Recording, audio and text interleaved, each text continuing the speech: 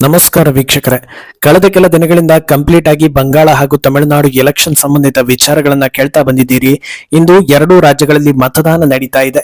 ಅಲ್ಲಿ ಏನಾಯ್ತು ಅನ್ನೋದರ ಅಪ್ಡೇಟ್ಸ್ ಮುಂದಿನ ಎಪಿಸೋಡ್ ನಲ್ಲಿ ನೀಡ್ತೀವಿ. ಈಗ ಅನಿರೀಕ್ಷಿತ ಹಾಗೂ ಅತ್ಯಂತ ಮಹತ್ವದ ವಿಚಾರವೊಂದು ಕೇಂದ್ರ ಸರ್ಕಾರದ ಕಡೆಯಿಂದ ಬಂದಿದೆ. ಅದು ದೇವಸ್ಥಾನಗಳನ್ನ ರಾಜ್ಯ ಸರ್ಕಾರಗಳ ಅಧೀನದಿಂದ ಕೈ ಬಿಡೋದು.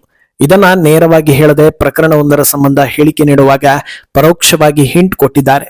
ಇದು ಸದ್ಯದಲ್ಲೇ ಹೊಸ ಬಿಲ್ ಒಂದು ಜಾರಿಯಾಗಬಹುದಾ ಅನ್ನೋ ರೀತಿಯ ನಿರೀಕ್ಷೆಯನ್ನ ಹೆಚ್ಚಿಸ್ತಾ ಇದೆ. ಹಾಗೆ ಈ ನಿಯಮ ಯಾಕೆ ಮುಖ್ಯವಾಗುತ್ತೆ, ಇದನ್ನ ಜಾರಿಗೆ ತರೋದ್ರಿಂದ ಆಗೋ ಪ್ರಯೋಜನಗಳೇನು, ತರದೇ ಇದ್ರೆ ಆಗೋ ಸಮಸ್ಯೆ ಹಾಗೂ ಜನರು ಇದಕ್ಕೆ ಯಾವ ರೀತಿ ಸ್ಪಂದಿಸಬಹುದು, ಇದೆಲ್ಲವೂ ಕೂಡ ಮುನ್ನೆಲೆಗೆ ಬರ್ತಾ ಇದೆ. ಇದೆಲ್ಲವನ್ನ ಒನ್ ಬೈ ಒನ್ ವಿವರಿಸ್ತಾ ಹೋಗ್ತೀವಿ. ಈ ವಿಡಿಯೋವನ್ನ ತಪ್ಪದೆ ಕೊನೆ ತನಕ ನೋಡಿ. ಅದಕ್ಕೂ ಮುನ್ನ ಮೀಡಿಯಾ ಮಾನ್ಸ್ಟರ್ ಚಾನೆಲ್ ನ ತಪ್ಪದೆ ಸಬ್ಸ್ಕ್ರೈಬ್ ಮಾಡಿ. ಎಸ್, ಇದೊಂದು ಪ್ರಶ್ನೆ ಹಾಗೂ ಅಸಮಾಧಾನ ಭಾರತೀಯರಲ್ಲಿ ದಶಕಗಳಿಂದ ಇದೆ. ಅದೇನೆಂದ್ರೆ, ದೇವಸ್ಥಾನಗಳು ಸರ್ಕಾರದ ಅಧೀನದಲ್ಲಿ ಯಾಕೆ ಬರುತ್ತೆ, ಕಂಪಲ್ಸರಿಯಾಗಿ ಬರಲೇಬೇಕಾ, ಎಲ್ಲಾ ಧರ್ಮೀಯರಿಗೂ ಹೀಗೆ ಇರುತ್ತಾ ಅಥವಾ ಯಾರಿಗೂ ಇಲ್ಲದ ನಿಯಮಗಳು ಭಾರತೀಯರಿಗೆ ಮಾತ್ರ ಅನ್ವಯ ಆಗುತ್ತಾ ಅನ್ನೋದು. ಯಾವುದೇ ಪ್ರಮುಖ ದೇವಸ್ಥಾನಗಳ ವಿಚಾರ ಮುನ್ನೆಲೆಗೆ ಬಂದಾಗ ಕೂಡ ಈ ಪ್ರಶ್ನೆಗಳು ಚರ್ಚೆ ಆಗ್ತಾನೆ ಇರುತ್ತೆ. ಇದರ ಜೊತೆಗೆ ಯಾವುದೇ ಧರ್ಮೀಯರ ಧಾರ್ಮಿಕ ಹಣ ಸಾರ್ವಜನಿಕ ಬಳಕೆಗೆ ಇಲ್ಲದೆ ಇರುವಾಗ ಕೇವಲ ಹಿಂದೂಗಳ ಹಣ ಮಾತ್ರ ಸಾರ್ವಜನಿಕ ಬಳಕೆಗೆ ಯಾಕೆ ಅನ್ನೋ ಪ್ರಶ್ನೆ ಕೂಡ ಹಲವರಲ್ಲಿದೆ. ಇತ್ತೀಚೆಗೆ ತಿರುಪತಿ ಲಡ್ಡು ವಿಚಾರ ದೊಡ್ಡದಾದ ಹೊತ್ತಲ್ಲಂತೂ ಈ ಚರ್ಚೆ ಇನ್ನೊಂದು ಲೆವೆಲ್ಗೆ ಹೋಗಿತ್ತು. ಈಗ ಆ ಸಂಬಂಧ ಕೇಂದ್ರ ಸರ್ಕಾರದಿಂದ ಬಂದಿರೋ ಹೇಳಿಕೆಯೊಂದು ಸದ್ಯದಲ್ಲೇ ಬದಲಾವಣೆ ಗ್ಯಾರಂಟಿ ಅನ್ನೋದರ ಹಿಂಟ್ ಕೊಟ್ಟಿದೆ. ಎಲ್ಲಾ ಮಾಧ್ಯಮಗಳಲ್ಲೂ ಹೆಡ್ಲೈನ್ ಆಗೋ ಮಟ್ಟಕ್ಕೆ ಸದ್ದು ಮಾಡ್ತಾ ಇದೆ. ಶಬರಿಮಲೆ ದೇಗುಲದ ಪ್ರಕರಣ ಸಂಬಂಧ ಸುಪ್ರೀಂ ಕೋರ್ಟ್ ನಲ್ಲಿ ನಡೀತಾ ಇದ್ದ ವಿಚಾರಣೆ ವೇಳೆ ಕೇಂದ್ರ ಸರ್ಕಾರ ದೇಗುಲದ ಮೇಲೆ ರಾಜ್ಯ ಸರ್ಕಾರಗಳ ಕಂಟ್ರೋಲ್ ತೆರವು ಮಾಡೋ ಬಗ್ಗೆ ಹೇಳಿಕೆ ಕೊಟ್ಟಿದೆ. ಅಲ್ಲಿಗೆ ಸದ್ಯದಲ್ಲೇ ಈ ಬಗ್ಗೆ ಒಂದು ಪಾಲಿಸಿ ಬರಬಹುದಾ ಅನ್ನೋ ನಿಟ್ಟಿನಲ್ಲಿ ಚರ್ಚೆಗೆ ದಾರಿ ಮಾಡಿಕೊಟ್ಟಿದೆ. ಈಗಾಗಲೇ ದಕ್ಷಿಣ ಭಾರತದಲ್ಲಿ ಹಲವು ಪ್ರಮುಖ ದೇಗುಲಗಳ ಮೇಲೆ ಒಂದಲ್ಲ ಒಂದು ರೀತಿಯ ಅಪಪ್ರಚಾರ, ಸಮಸ್ಯೆ, ಗೋಲ್ಮಾಲ್, ಪಾವಿತ್ರ್ಯತೆಗೆ ಧಕ್ಕೆ ತರೋ ರೀತಿಯ ಘಟನೆಗಳು ನಡೀತಾ ಇರೋದನ್ನ ಜನರು ನೋಡ್ತಾ ಇದ್ದಾರೆ. ಇದೆಲ್ಲವೂ ಅಂತಿಮವಾಗಿ ಆಯಾ ರಾಜ್ಯಗಳ ಸರ್ಕಾರಕ್ಕೆ ಅಂಟಿಕೊಳ್ತಾ ಇದೆ. ಇದೆಲ್ಲವನ್ನ ನೋಡ್ತಾ ಇದ್ರೆ ಸಮಸ್ಯೆ ಮೂಲ ಇಂಥದ್ದೇ ಅನ್ನೋದನ್ನ ಜನರು ಕೂಡ ಅಂದಾಜಿಸುವ ಮಟ್ಟದಲ್ಲಿ ಘಟನೆಗಳು ನಡೀತಾ ಇವೆ.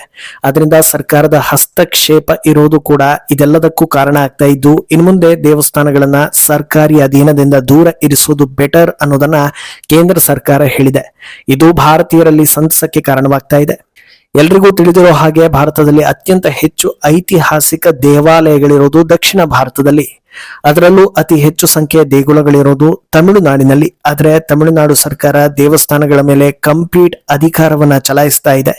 Hindu religious and charitable endowments department ಅನ್ನೋ ತಮಿಳುನಾಡಿನ ಸರ್ಕಾರಿ ಇಲಾಖೆ ಅಲ್ಲಿನ ಬರೋಬ್ಬರಿ 30,000 ದೇವಾಲಯಗಳ ಮೇಲೆ ಕಂಟ್ರೋಲ್ ಹೊಂದಿದೆ. ಸರ್ಕಾರದ ಅಧೀನದಲ್ಲಿ ಇರೋದ್ರಿಂದ ಅವುಗಳ ಅಭಿವೃದ್ಧಿಗೆ ಸರ್ಕಾರ ಶ್ರಮಿಸ್ತಾ ಇದೆಯಾ ಅಂದ್ರೆ ಖಂಡಿತ ಇಲ್ಲ. ಬದಲಾಗಿ ಬೇರೆ ರೀತಿಯ ಕೆಲಸಗಳು ಅಲ್ಲಿನ ಸರ್ಕಾರದ ಕಡೆಯಿಂದ ಆಗ್ತಾ ಇದೆ. ಎಲ್ಲಾ ದೇವಸ್ಥಾನಗಳಲ್ಲೂ ಸಂಗ್ರಹವಾಗೋ ಹುಂಡಿ ಕಾಸನ್ನ ಲೂಟಿ ಮಾಡ್ತಾ ಇದೆ. ಆದ್ರೆ ಆಯಾ ದೇಗುಲಗಳ ಅಭಿವೃದ್ಧಿಗೆ 1 ರೂಪಾಯಿ ಹಣವನ್ನ ಕೊಡ್ತಾ ಇಲ್ಲ. ಅರ್ಚಕರ ಸಂಬಳದಿಂದ ಹಿಡಿದು ದಿನನಿತ್ಯದ ಪೂಜಾ ಖರ್ಚುಗಳಿಗೆ ಅನುದಾನವನ್ನ ನೀಡ್ತಾ ಇಲ್ಲ. ಶಿಥಿಲಾವಸ್ಥೆಯಲ್ಲಿರೋ ಐತಿಹಾಸಿಕ ದೇವಾಲಯಗಳ ಜೀರ್ಣೋದ್ಧಾರ ಆಗ್ತಾ ಇಲ್ಲ. ಹಾಗೆ ತೀರಾ ಶಿಥಿಲಗೊಂಡ ದೇಗುಲಗಳನ್ನ ಕೆಡವೋ ಕೆಲಸಗಳು ಕೂಡ ಆಗ್ತಾ ಇದೆ. ಇನ್ನು ಇತ್ತ ಕೇರಳದ ಕಡೆ ನೋಡಿದ್ರೆ ಸದ್ಯ ಸುದ್ದಿಯಲ್ಲಿರೋ ಅಯ್ಯಪ್ಪ ಸ್ವಾಮಿ ದೇವಾಲಯದ ನಿರ್ವಹಣೆ ಮಾಡ್ತಾ ಇರೋದು ಟ್ರಾವಾಂಕೂರು ದೇವಸ್ವಂ ಬೋರ್ಡ್. ಈ ಬೋರ್ಡ್ ಇರೋದು ಕೇರಳ ಸರ್ಕಾರದ ಅಧೀನದಲ್ಲೇ. ಹಾಗೆ ಇದು ಸೇರಿದಂತೆ ಗುರುವಾಯೂರು ದೇವಸ್ವಂ ಬೋರ್ಡ್ ನ ಅಧೀನದಲ್ಲಿ ಸುಮಾರು 3,000 ದೇವಾಲಯಗಳಿವೆ. ಇವರಾದ್ರೂ ಸರಿಯಾಗಿ ನಿರ್ವಹಣೆ ಮಾಡ್ತಾ ಇದ್ದಾರಾ ಅಂದ್ರೆ ತಮಿಳುನಾಡಿನ ರೀತಿ ಇಲ್ಲೂ ಕೂಡ ಸಾಕಷ್ಟು ಸಮಸ್ಯೆಗಳು ಬಂದಿವೆ. ಐತಿಹಾಸಿಕ ದೇಗುಲಗಳ ಆಸ್ತಿಗಳ ಮೇಲೆ ಹೊಂಚು ಹಾಕುವುದು, ಅಲ್ಲಿನ ನಿಯಮಗಳನ್ನ ಸಂಪ್ರದಾಯಗಳನ್ನ ಬದಲಿಸೋದು, ಶಬರಿಮಲೆಗೆ ಮಹಿಳೆಯರ ಪ್ರವೇಶ ಅವಕಾಶ ಕೊಡಬೇಕು ಅನ್ನೋ ನೆಪದಲ್ಲಿ ದೊಡ್ಡ ಮಟ್ಟದಲ್ಲಿ ಹೋರಾಟ ನಡೆಸಿದ್ದನ್ನ ಭಾರತೀಯರು ಇಂದಿಗೂ ಮರೆತಿಲ್ಲ. ಹೀಗೆ ನಾನಾ ರೀತಿಯ ಸಮಸ್ಯೆಗಳನ್ನ ತಂದೊಡ್ಡಿ ದೇಗುಲಗಳ ಹೆಸರಿಗೆ ಕಪ್ಪು ಮಸಿ ಬಳಿಯೋ ಕೆಲಸಗಳು ಸಾಕಷ್ಟು ಆಗಿರೋದ್ರಿಂದ ಕೇಂದ್ರ ಸರ್ಕಾರ ಈ ರೀತಿ ಒಂದು ಪಾಲಿಸಿ ತರೋದು ಬೆಟರ್ ಅನ್ನೋ ಅಭಿಪ್ರಾಯಗಳು ಜನರಿಂದಲೂ ಬರುವಂತಾಗಿದೆ.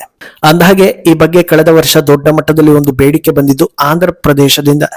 ತಿರುಪತಿ ಲಡ್ಡು ವಿಚಾರದಲ್ಲಿ ಗೋಲ್ಮಾಲ್ ಆಗಿದೆ ಅನ್ನೋ ಪ್ರಕರಣ ಹೇಗೆಲ್ಲ ಸದ್ದು ಮಾಡ್ತು ಅನ್ನೋದನ್ನ ದೇಶ ನೋಡಿದೆ. ಈ ಹೊತ್ತಲ್ಲಿ ದೇಗುಲದ ಪರ ದನಿ ಏರಿಸಿದ್ದ ಡಿಸಿಎಂ ಹಾಗೂ ನಟ ಪವನ್ ಕಲ್ಯಾಣ್ ಸನಾತನ ಧರ್ಮೀಯರಿಗೆ ಒಂದು ಹೊಸ ಬೋರ್ಡ್ ಸ್ಥಾಪನೆಯಾಗೋದೇ ಉತ್ತಮ, ಹೇಗೆ ಬೇರೆ ಧರ್ಮೀಯರಿಗೆ ಅವರದ್ದೇ ಸ್ವಂತ ಟ್ರಸ್ಟ್ ಹಾಗೂ ಬೋರ್ಡ್ಗಳು ಇರುತ್ತವೋ ಅದೇ ರೀತಿ ಸನಾತನ ಧರ್ಮೀಯರಿಗೂ ಒಂದು ಬೋರ್ಡ್ ಅಗತ್ಯತೆ ಇದೆ. ಇಲ್ಲದೆ ಹೋದ್ರೆ ನಮ್ಮ ಸಮಸ್ಯೆಗಳು ಹಾಗೂ ನಮ್ಮ ಹಕ್ಕುಗಳನ್ನ ಪ್ರಶ್ನೆ ಮಾಡೋದಕ್ಕೆ ಪ್ರಬಲವಾದ ದನಿ ಇರೋದಿಲ್ಲ ಅನ್ನೋದನ್ನ ಹೇಳಿದ್ರು. ಈಗ ಪ್ರತ್ಯೇಕ ಬೋರ್ಡ್ ಸ್ಥಾಪನೆ ಬಗ್ಗೆ ಕೇಂದ್ರ ಸರ್ಕಾರ ಏನು ಹೇಳದೇ ಇದ್ರೂ ಈ ರೀತಿ ಹಿಂಟ್ ಕೊಟ್ಟಿದ್ದಾರೆ ಅಂದ್ರೆ ಮುಂದಿನ ಹೆಜ್ಜೆ ಪಾಲಿಸಿ ಮೇಕಿಂಗ್, ಅದರ ನಂತರದ ಹೆಜ್ಜೆ ಹೊಸ ಬೋರ್ಡ್ ಸ್ಥಾಪನೆ ಇರಬಹುದು ಅನ್ನೋ ಚರ್ಚೆ ನಡೀತಾ ಇದೆ. ಅಂದಹಾಗೆ ಈ ವಿಚಾರ ಈಗ ಇನ್ನೊಂದು ರೀತಿಯಲ್ಲೂ ಎಲ್ಲರ ಗಮನವನ್ನ ಸೆಳೀತಾ ಇದೆ.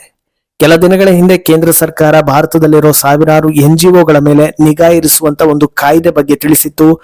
FCRA ಅಮೆಂಡ್ಮೆಂಟ್ ಬಿಲ್ ನಲ್ಲಿ ವಿದೇಶಿ ಫಂಡ್ಗಳ ಮೇಲೆ ನಿಗಾ ಇರಿಸಲಾಗುತ್ತೆ, ಅಲ್ಲದೆ ಯಾವುದೇ NGOಗಳ ಲೈಸೆನ್ಸ್ ಅವಧಿ ಮುಗಿತಾ ಇದ್ದ ಹಾಗೆ ಅದು ನೇರವಾಗಿ ಸರ್ಕಾರದ ಅಧೀನಕ್ಕೆ ಬರುತ್ತೆ ಎನ್ನುವಂತ ಆಕ್ಟ್ ಬಗ್ಗೆ ತಿಳಿಸಿತ್ತು.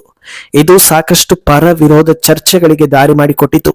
ಕೇರಳದ ಬಿಷಪ್ಗಳು ಈ ಬಗ್ಗೆ ಅಸಮಾಧಾನವನ್ನು ವ್ಯಕ್ತಪಡಿಸಿ ಇದು ನಮ್ಮ ಹಕ್ಕುಗಳಿಗೆ ವಿರುದ್ಧವಾಗಿದೆ, ನಮ್ಮ ಫಂಡ್ಗಳ ಮೇಲೆ ನಿಗಾ ಇರಿಸೋ ಕೆಲಸ ಆಗಬಾರದು, ಸೇವೆಗಾಗಿ ನಾವು ಈ ಫಂಡ್ಗಳನ್ನ ಬಳಸ್ತಾ ಇದ್ದೀವಿ, ಅಸಂಖ್ಯಾತ ಆಸ್ಪತ್ರೆಗಳು ಹಾಗೂ ಶಾಲಾ ಕಾಲೇಜುಗಳು ಇದರಿಂದ ನಡೀತಾ ಇದೆ ಅಂತ ಈ ಆಕ್ಟ್ಗೆ ನಾವು ಬೆಂಬಲ ಕೊಡೋದಿಲ್ಲ ಅನ್ನೋದನ್ನ ಹೇಳಿದ್ರು. ಆದ್ರೆ ಈ ಬಗ್ಗೆ ಕ್ಲಾರಿಟಿ ಕೊಟ್ಟಿದ್ದ ಕೇಂದ್ರ ಸರ್ಕಾರ ಇದರಿಂದ ಯಾವುದೇ ಹಕ್ಕುಗಳ ಅಥವಾ ಸೇವೆಗಳಿಗೆ ಸಮಸ್ಯೆ ಆಗೋದಿಲ್ಲ, ಫಂಡ್ಗಳು ಎಲ್ಲಿಂದ ಬರ್ತಾ ಇದೆ, ಎಷ್ಟು ಬರ್ತಾ ಇದೆ, ಹೇಗೆ ವಿನಿಯೋಗ ಆಗ್ತಾ ಇದೆ ಅನ್ನೋದನ್ನ ಮಾನಿಟರ್ ಮಾಡೋದು ದೇಶದ ಭದ್ರತಾ ದೃಷ್ಟಿಯಿಂದ ಅಗತ್ಯವಾಗಿದೆ. ಇಲ್ಲದೆ ಹೋದ್ರೆ ದೇಶದ ಒಳಗೆ ನಡೀತಾ ಇರೋ ಕೃತ್ಯಗಳನ್ನ ಮಟ್ಟ ಹಾಕೋದು ಕಷ್ಟ ಆಗುತ್ತೆ ಅನ್ನೋ ಬಗ್ಗೆ ತಿಳಿಸಿದ್ರು.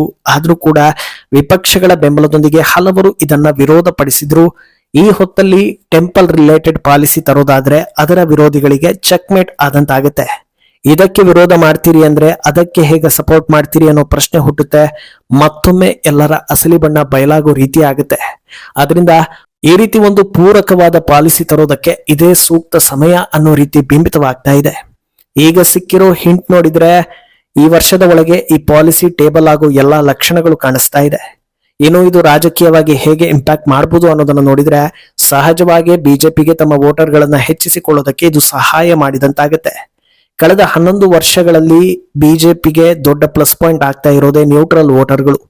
ಯಾವುದೆಲ್ಲ ವಿಚಾರದಲ್ಲಿ ಬದಲಾವಣೆ ಆಗ್ಬೇಕು ಅನ್ನೋದನ್ನ ಯೋಚಿಸಿಕೊಂಡು ಬಂದಿದ್ರೋ ಅದೆಲ್ಲವೂ ಹಂತ ಹಂತವಾಗಿ ಒಂದೊಂದೇ ಆಗ್ತಾ ಇರೋ ಹಾಗೆ ಅದರ ಇಂಪ್ಯಾಕ್ಟ್ ಎಲೆಕ್ಷನ್ಗಳಲ್ಲಿ ಗೊತ್ತಾಗ್ತಾ ಇದೆ. ಈಗ ಬಹುಕಾಲದ ಬೇಡಿಕೆ ಅನ್ನೋ ಹಾಗೆ ಈ ವಿಚಾರದಲ್ಲಿ ಹೊಸ ಪಾಲಿಸಿ ಬಂತು ಅಂದ್ರೆ ಸಹಜವಾಗಿ ಅದು ದೊಡ್ಡ ಮಟ್ಟದಲ್ಲಿ ಇಂಪ್ಯಾಕ್ಟ್ ಮಾಡೇ ಮಾಡುತ್ತೆ. ಅಲ್ಲದೆ ಎದುರಾಳಿಗಳು ಎಕ್ಸ್ಪೋಸ್ ಆಗಿ ಸಹಜವಾಗಿ ಹೊಡೆತ ಬಿದ್ದಂತಾಗುತ್ತೆ. ಒಂದು ವೇಳೆ ತೀರಾ ವಿರೋಧ ಬಂದ್ರು ಆಲ್ರೆಡಿ ಟೇಬಲ್ ಆಗಿರೋ FCRA ರೀತಿಯಲ್ಲೇ ಯಾವುದೇ ಧರ್ಮ ಭೇದ ಇಲ್ಲದೆ ಎಲ್ಲರನ್ನೂ ಸೆಂಟ್ರಲ್ ಗವರ್ಮೆಂಟ್ ಮಾನಿಟರ್ ಮಾಡುತ್ತೆ ಅನ್ನೋ ರೀತಿಯ ನಿಯಮ ತರೋ ಸಾಧ್ಯತೆಯೇ ಕೂಡ ಇದೆ.